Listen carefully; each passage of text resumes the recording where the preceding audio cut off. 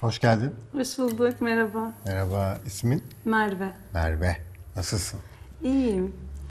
Heyecanlıydım ama geçti. Şu an Bir anda bitti mi heyecan? bitti galiba. Rahatladın. Dünden beri bunu böyle bütün heyecanımı sanki boşaltmış gibi hissediyorum. Pembeleri de giymişsin. En sevdiğim renk. En sevdiğin renk. Güzel. Çocuklukta pembeyle ilgili bir şey hatırlamanı isteyeceğim şimdi. Küçük bir kız çocuğu var Merve. Pembe bir elbisem vardı. Onunla ilgili bir anı anlat bize. Doğum günümdü. Kaç yaşındaydın? Kaç yaşına girdim hatırlamıyorum ama çok küçük olduğumu hatırlıyorum. Ya 3'tür ya 4'tür. Tamam. İlk defa doğum günüm kutlanacak.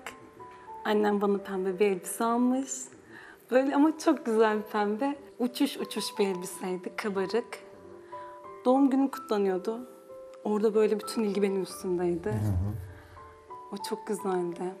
Sonra ben o Herkes elbiseyi... seninle ilgileniyor orada. Evet. Tamam. Ben o elbiseyle dışarı İnsanlar çıktım. seninle ilgilenmediğinde ne hissediyorsun? İnsanlar benimle ilgilenmediğinde konunun benimle alakası olmadığını düşünmeye çalışıyorum. Niye böyle bir düşünceye ihtiyaç duyuyorsun? O zaman kötü hissederim. Nasıl bir kötü his bu? Yani dışlanmış gibi. Dışlanmış gibi. Şimdi çocukken dışlandığın, kötü hissettiğin bir anıyı hatırla. Galiba 3. sınıf. Tam hatırlamıyorum. 80 kişilik bir sınıfta. Bayağı kalabalık bir sınıfta. Orada 2 tane geldi bu arada. Hangisini anlatacağımı şaşırdım. Hangisi geldiyse. İlki şuydu, tahtaya kalkmak için çok istekliydim ben. Ama öğretmen bir türlü bizi görmüyordu. Beni görmüyordu. Hep böyle belli başlı öğrenciler vardı. 80 kişilik bir sınıftık zaten. Ben ilk defa tahtaya kalktım. Tahtaya kalktığımda soruyu yazdım tahtaya ama onun cevabını veremedim. Çünkü ben o an yazdığım şeyi de hatırlıyorum yazdığım şeyi ama onu okuyorum, okuduğum şeyi anlayamıyorum.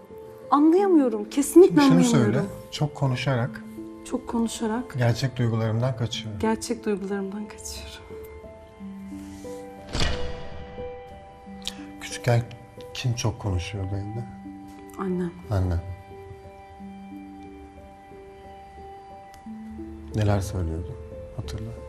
Annem sürekli dertlerinden şikayet ediyordu. Neler diyordu? Annenle ilgili bir an hatırla. Annem hep böyle bir işi vardı. Evdeydi ama hep işi vardı. Annemle çok anım yok. Annemle hatırladığım bir anı var. O çok üzüyor beni. Kapa gözlerini yavaşça. Kaç yaşındasın? İlkokula başlamamışım. Neredesin? Annemlerin balkonunda oturuyoruz. İlk defa oturacağız. Annemle ilk defa vakit geçireceğim. Kuru yemiş var önümüzde. Annemle oturduk. 5 dakika sonra kapı çaldı. Annem gitti.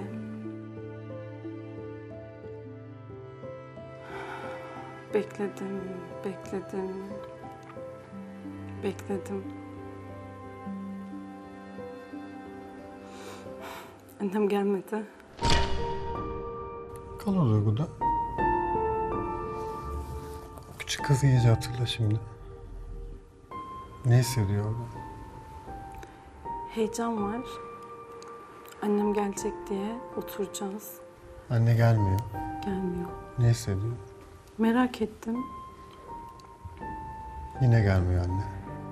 Nedenini öğrenmek istedim. Yine gelmedi. Üzüldüm. Kim var etrafında? Kimse yok. Kimse onu görmüyor. Yalnız. Söyle o çocuğa şimdi. Annen seni terk etti. Annen seni terk etti. Seni kimse görmüyor şu an. Seni kimse görmüyor şu an. Görünür olmak Görünür olmak en büyük arzun. en büyük arzum. Sen çocuksun. Sen çocuksun. Görülmedikçe parçalanıyorsun. Görünmedikçe parçalanıyorsun. Yok oluyorsun. Yok oluyorsun. Sen çocuksun. Sen çocuksun. Bu duygular ağır geliyor sana. Açabilirsin gözlerini. Nasılsın şu an? Duyguna bak. Üzüldüm kendime. Üzüldüm. O çocuğa küçükken üzülmemiş kimse. Evet. Sakinleştirmemiş o an. İyi bir duygu verememiş kimse. Söyle kendine şu an. Annem bana Annem bana pembe elbise giydirdi. pembe elbise giydirdi. Beni gördü. Beni gördü. Ağladım. Boş, bırak.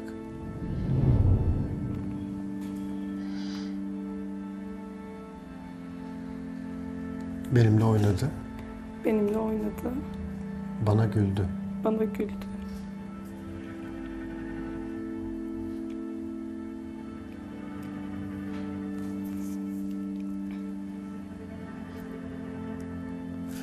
O yüzden pembe elbisemi giydim. O yüzden pembe elbisemi giydim. Çok sevinçliyim. Çok sevinçliyim. Çünkü görünür olacağım. Çünkü görünür olacağım. Çok doğru. Hoş geldin. Gel biraz bana ver. Üzüntüyü sar. Heh.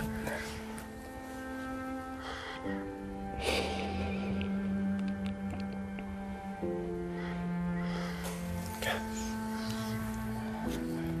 Şimdi Merve'ye sorsak Merve, bundan 3-5 sene sonra Merve'yi gördüğün yerde böyle hayallerin vardır.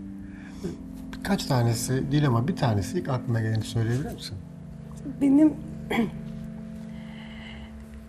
pembe Range Rover'ımla. Pembe olacak yani. He? Evet. Tamam. Onu da söyle şimdi. Evet. Gerçekte pembe rengi çok sevmiyorum. Gerçekte pembe rengi çok sevmiyorum. Anılarımın duyguları çok yoğun. Anılarımın duyguları çok yoğun. O yüzden o kadar yoğun istiyorum pembeyi. O yüzden o kadar yoğun istiyorum pembeyi.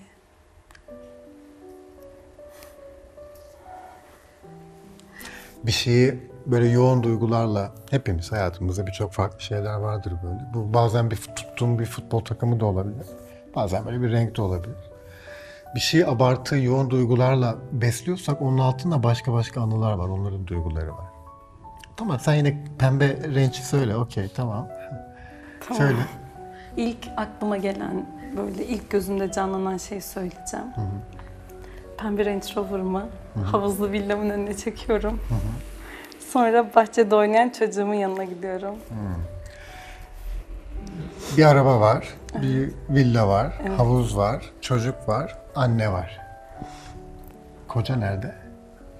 O da var. Ama ben direkt böyle çocuğum benim için çok başka. Tamam, şunu söyle kendine şimdi. Küçükken annemden çok sevgi alamadım. Küçükken annemden çok sevgi alamadım. Çocuğumu sevgisiz bırakmamaya çalışıyorum. Çocuğumu sevgisiz bırakmamaya çalışıyorum. Bunu bazen abartıyorum. Bunu bazen değil, her zaman abartıyorum. Ona abartı duygular veriyorum. Ona abartı duygular veriyorum. Sürekli kendini mutlu hissetmek zorunda. Sürekli kendini mutlu hissetmek zorunda. Ve bu onu hiperaktifleştiriyor. Bu onu hiperaktifleştiriyor. Her şeyden çabuk sıkılmaya başlıyor. Her şeyden çabuk sıkılmaya başlıyor. Doyum sağlamıyor. Doyum sağlamıyor. Ve ben de ona yetemediğimi düşünüyorum. Ben de ona yetemediğimi düşünüyorum. Gerçekten. Çok doğru.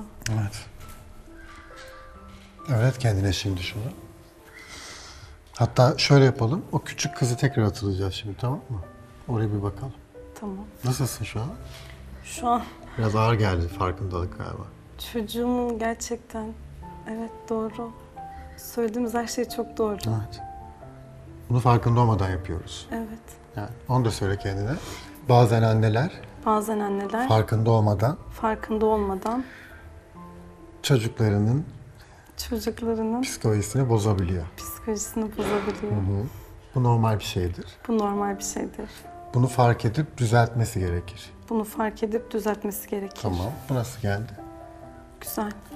Az önce anneliğinle ilgili bir üzüntü yaşadı. Annelik duygusu yani o hani bizim anlayabileceğimiz bir şey değil. Çok derin yoğundur tüm anneler için öyle. Ama burada annelerin de kendini suçlamaması gerekir. Bu da önemlidir. Çünkü onlar da belli travmalarla büyüdü etti. Teşekkür ederim. Rica ederim. Yani hiçbir anne baba kendini suçlamayacak ama çocuklar da onları suçlamayacak. Herkes kendini geliştirecek. Aslında amacımız bu. Olması gereken de bu. Şimdi araba, ev, çocuk. Anne geliyor oraya, çocuğa çok fazla sevgi veriyor. Her şey çok mutlu ve güzel. Evet. Bu biraz hayatı zorlaştırır. Her şey hiçbir zaman istediğimiz gibi güzel olmayabilir. O zaman küçük Merve'ye soralım mı? Küçük kıza. Merve küçükken en çok ne hayal ederdi?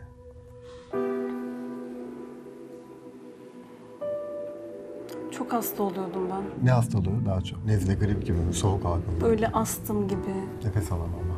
bronşit gibi. Buralarında. Evet, Tamam. hep oralarımda. O yüzden böyle bir ilaç olsun.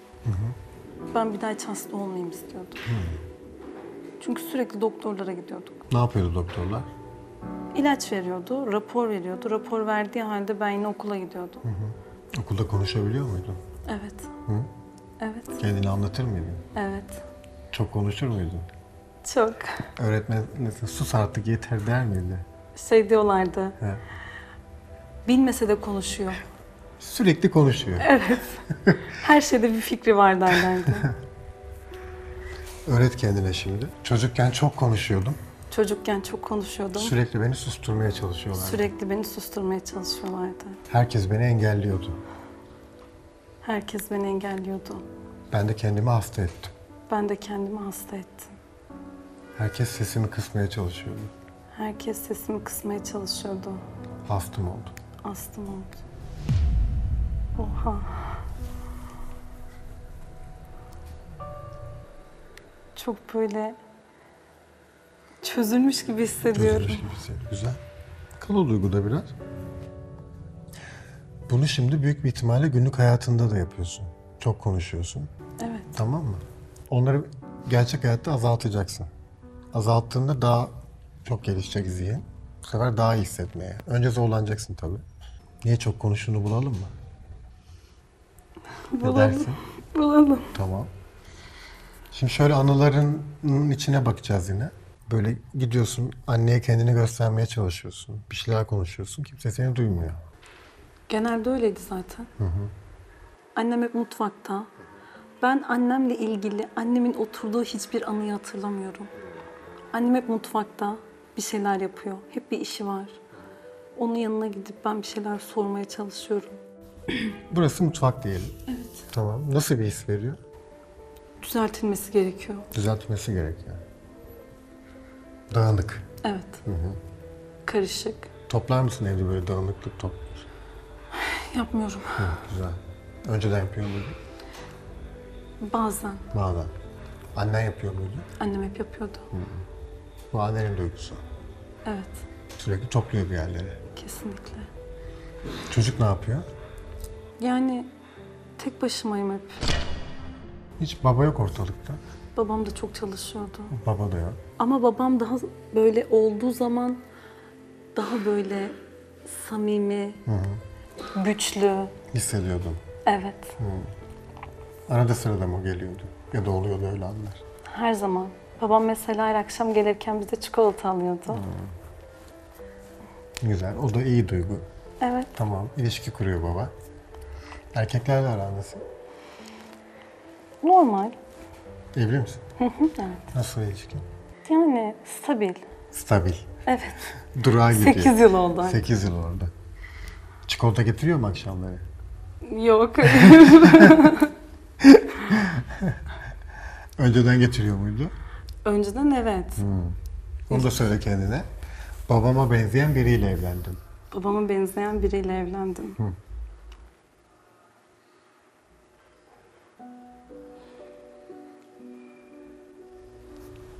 Bunu kabul etmek istemiyorum. Ne soruları? Babam daha güçlü Hangi konuda? her konuda. Babam asla yanılmaz. Bir insanı gördüğü zaman ne olduğunu, ne olacağını söyler. Ve bulunduğumuz mahallede muhtar zaten. Böyle şey yani babam. Çok başka. Ondan bir tane daha olacağını sanmıyorum. Özel biri. Evet. Kocam böyle ilk başta başka, sonra değişti mi yavaş yavaş? Evet. Onu da söyle. Başta babama benziyordu. Başta babama benziyordu. Sonra yavaş yavaş Yavaş yavaş gücünü kaybetmeye başladı. gücünü kaybetmeye başladı. Nasılsın? Rahatım. Pembeyle aran nasıl? Çok güzel. Çok güzel. Benim çalıştığım yerde masam pembe, dosyalarım pembe, hesap makinem pembe, zımbam pembe, her şeyim pembe. Çok seviyorum pembeyi. Onu söyle. Her şey iyi olmak zorunda. Her şey iyi olmak zorunda. Sürekli mutlu olmak zorundayım. Sürekli mutlu olmak zorundayım. Kötü olmaya dayanamıyorum. Kötü olmaya dayanamıyorum.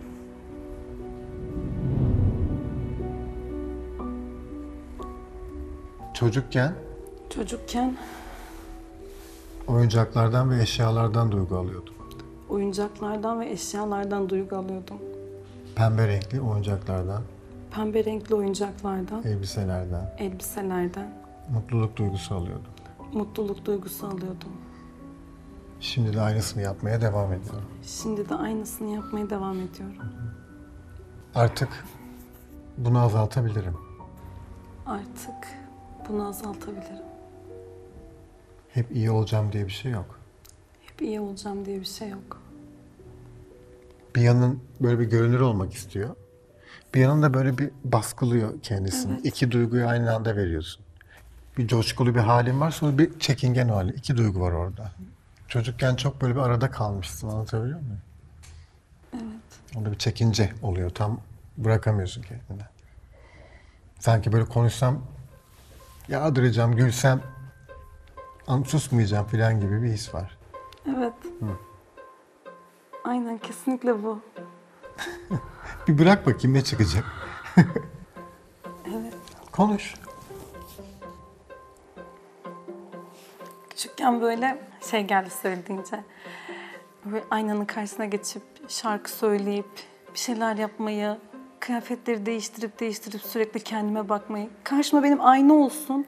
Belki 4 saat, 5 saat hiç sıkılmadan kendimi inceleyebilirim. Yüzüme bakarım, saçıma bakarım, kendime bakarım. Yani çok seviyorum böyle aynanın karşısına geçip kendime bakmayı. Tamam. Şimdi şunu söyle. Çocukken kimse beni görmedi.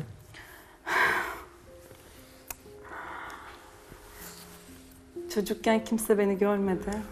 Aynada kendime bakıp Aynada kendime bakıp kendimi görmeye çalıştım. kendimi görmeye çalıştım. O yüzden insanlardan duygu alamıyorum.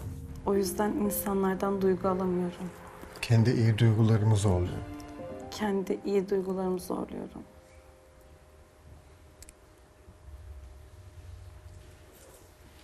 Şu sessizlik var ya, bu sessizlikte daha fazla kalman gerekiyor. Beni rahatsız ediyor. Biliyorum.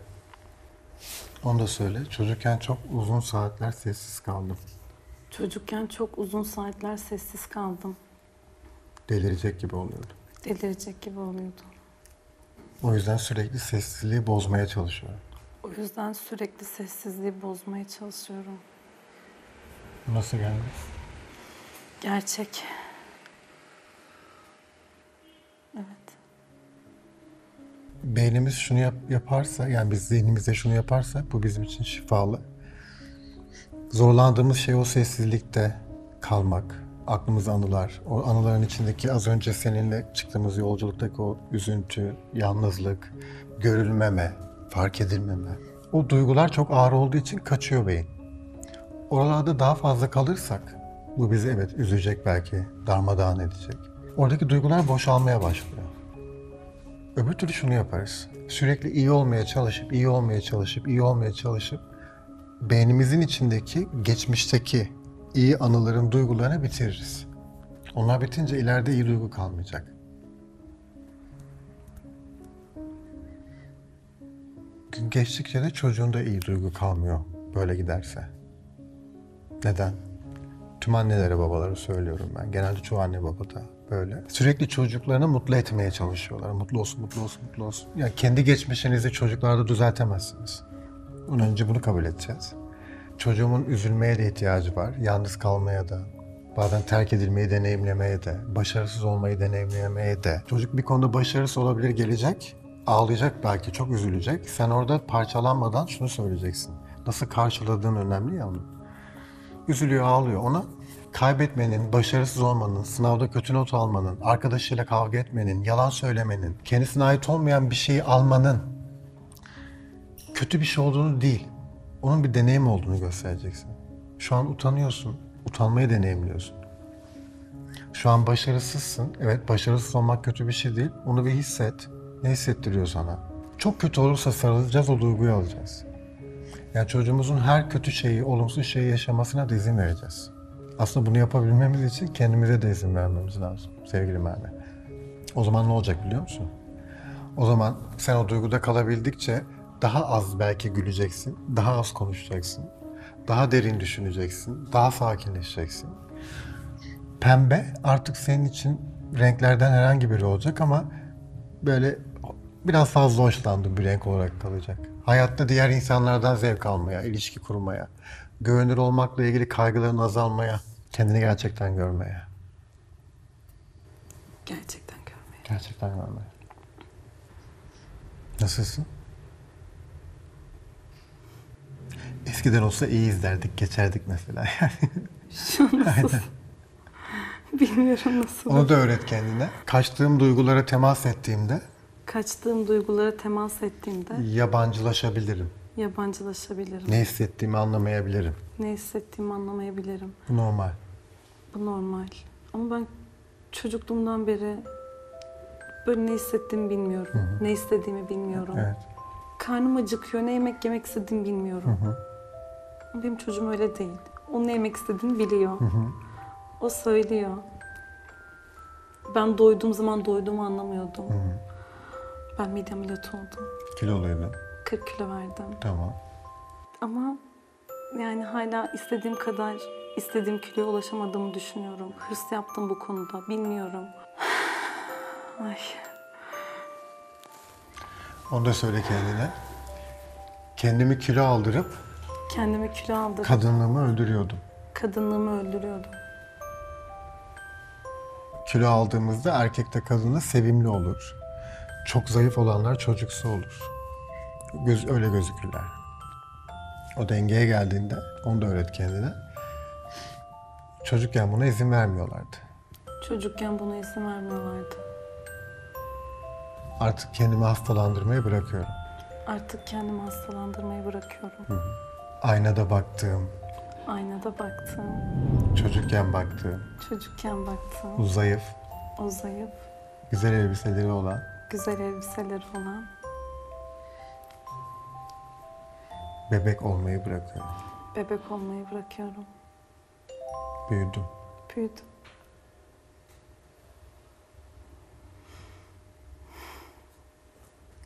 Son bir iki cümle verelim mi ona?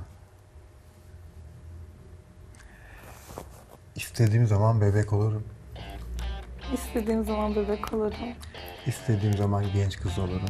İstediğim zaman genç kız olurum. İstediğim zaman yaşlı bir teyze olurum. İstediğim zaman yaşlı bir teyze Bu olurum. ruhların hepsi benim. Bu ruhların hepsi benim. Önce yetişkin olmayı kabul edeceğim. Önce yetişkin olmayı kabul edeceğim. Böyle bütün gerçekler suratıma çarpıyor. Teşekkür ederim geldiğin için. Ben teşekkür ederim. Gel pembelik küçük kız. İçindeki küçük kızı da kaybetmeyeceğiz. Unutma. Hiçbir şey öldürmüyoruz içimizde. Ama önce kendimizi görüyoruz. Tamam mı? Tamam. Yerimizi buluyoruz.